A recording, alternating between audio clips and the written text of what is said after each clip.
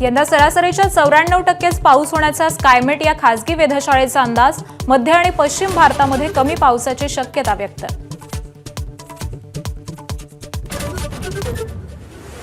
दोन महिला वरिष्ठ पोलीस अधिकारीही होत्या अशोक खरातच्या संपर्कात. एक अधिकारी डीसीपी तर दुसरी एसीपी दर्जाची. आवडत्या पोस्टिंगसाठी खरातकडे फिल्डिंग लावल्याचा संशय.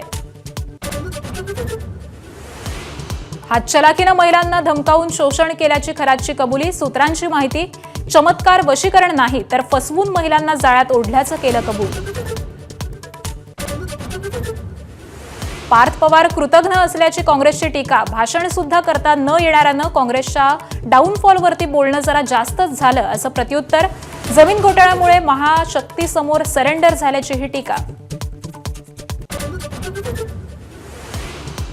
मुंबईत आज 2 मेट्रो मार्गिकांच्या पहिल्या टप्प्याचं लोकार्पण. तर ठाणे बोरिवली भुयारी मार्ग प्रकल्पाला सुरुवात. पॉड टॅक्सी प्रकल्पाचंही आज भूमिपूजन. 96 कोटी रुपयांच्या थकीत बिलासाठी राज्यातील शासकीय कंत्राटदार आजपासून संपावर. 15 एप्रिलपर्यंत शासकीय विकास कामं बंद ठेवण्याचा कंत्राटदार महासंघाचा निर्णय. ठाण्यामध्ये माथेफिरूकडून 10 ते 12 गाड्यांची तोडफोड. नितीन सिग्नल ग्रीन रोडवरती गाड्या फोडल्या. वाहनांचं मोठं नुकसान. वाहन चालकांमध्ये भीतीचं वातावरण. इराणला एका रात्रीत संपवून टाकू, ट्रम्प यांचा पुन्हा इशारा. इराणला उभं राहायला 100 वर्ष लागतील अशीही धमकी. होर्मुझ खुलं करण्यासाठी आज रात्री 12 पर्यंतची मुदत. एअर इंडियाचे सीईओ कॅम्पबेल विल्सन यांचा राजीनामा. नुकसानीचा डोंगर वाढत असल्यानं दिला राजीनामा. अहमदाबाद दुर्घटनेची चौकशी अपूर्ण असतानाच पद सोडलं. पुण्यातल्या शिरूरमध्ये आईनं केली 11 महिन्यांच्या पोटच्या मुलाची हत्या. सिमेंट ओटावरती आपटून घेतला जीव. दुसरं लग्न करण्यासाठी मुलाला मारल्याची कबुली.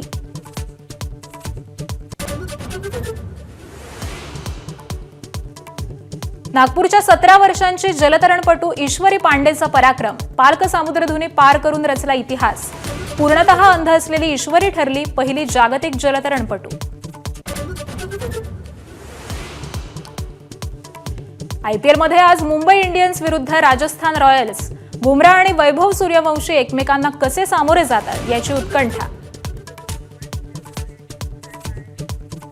Headlines brought to you by चितळेंची बाकरवडी. एकदम खास, कारण चवीला भारी आणि पाम ऑइल अजिबात नाही. हेडलाइन्स नंतर बुलेटिनमध्ये आपलं स्वागत आहे. बातमी आहे मुंबईमधून. मुंबईमध्ये आझाद मैदानात 3000 शिक्षकांचं आंदोलन सध्या सुरू आहे. आंदोलक शिक्षकांनी काही काळ बीएमसी लगतचा मार्ग हा देखील रोखलेला होता. रस्ता अडवणाऱ्या काही शिक्षकांना आता पोलिसांनी ताब्यात घेतलेला आहे. सेवेमध्ये कायम करण्याच्या मागणीसाठी शिक्षकांचं हे आंदोलन सुरू आहे आणि जवळपास 3000 शिक्षक या आंदोलनामध्ये सहभागी झालेले आहेत. मुंबईच्या आझाद मैदानावरती शिक्षकांचं हे आंदोलन सुरू आहे आणि याच आंदोलकांनी अगदी काहीच वेळापूर्वी बीएमसी समोरचा रस्ता हा देखील रोखून धरलेला होता. परंतु त्यानंतर पोलिसांनी या सगळ्याच आंदोलकांना ताब्यात घेतलंय.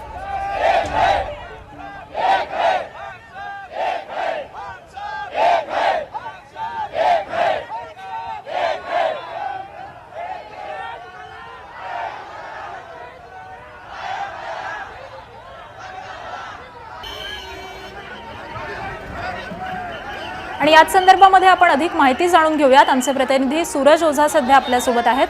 सूरज, एवढ्या मोठ्या संख्येनं हे शिक्षक आंदोलन करतायत, काय नेमक्या यांच्या मागण्या आहेत? नक्की हे जे शिक्षक आहेत ते पहिले आझाद मैदानमध्ये प्रोटेस्ट करत होते आणि सडनली ते रस्त्यावर आले आणि रस्त्यावर येऊन त्यांनी रस्ता जाम केला.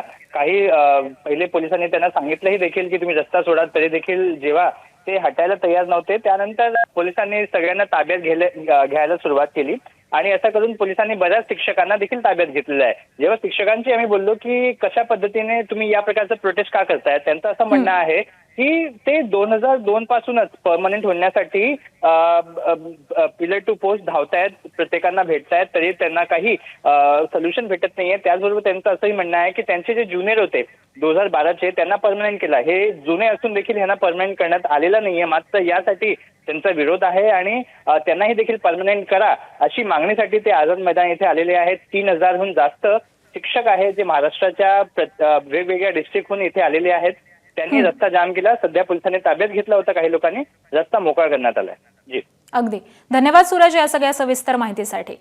आणि यानंतर आंदोलक शिक्षकांनी देखील काही प्रतिक्रिया आपल्या दिलेल्या आहेत. ते नेमकं काय म्हणतात आपण जाणून घेऊयात.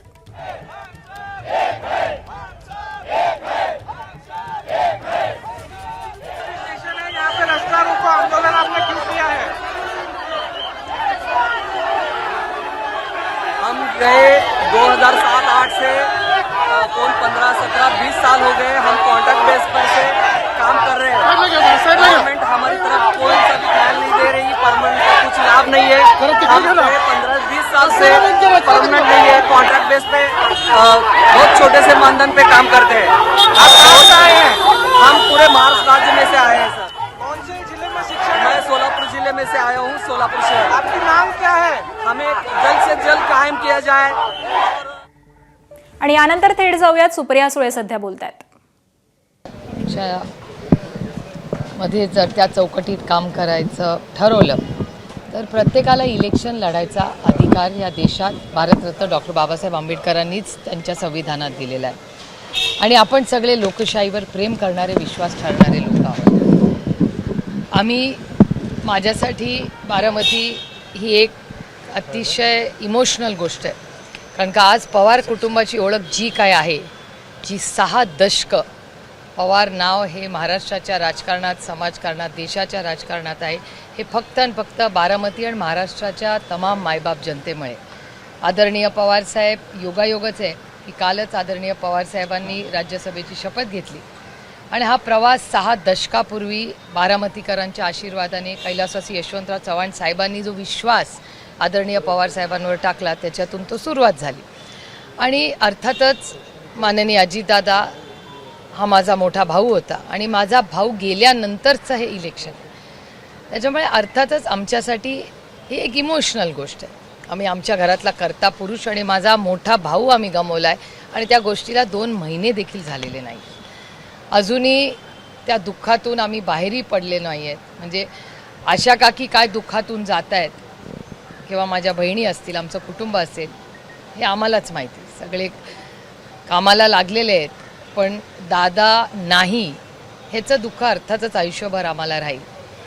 आणि ह्या परिस्थितीमध्ये अर्थातच आम्ही बारामतीला कॅन्डिडेट देणार नाही हे आम्ही आधीच स्पष्ट केलं होतं. आता बाकीच्यांनी काय करायचं, एका सशक्त लोकशाहीमध्ये प्रत्येकाचा तो वैयक्तिक आणि त्यांच्या राजकीय पक्षाचा तो विषय असतो. आणि आता राज्यसभेच्या इलेक्शनच्या वेळेस आपल्याला आठवत असेल तेव्हा सगळ्यांचेच, म्हणजे मी जाहीरपणे महाविकास आघाडीचे आभार मानतेच, पण आमच्या विरोधात पक्षात भारतीय जनता पक्ष असेल किंवा शिंदेंची सेना असेल, आम्ही सगळ्यांनीच एकत्र मिळून चर्चा केली. अनेक दिवस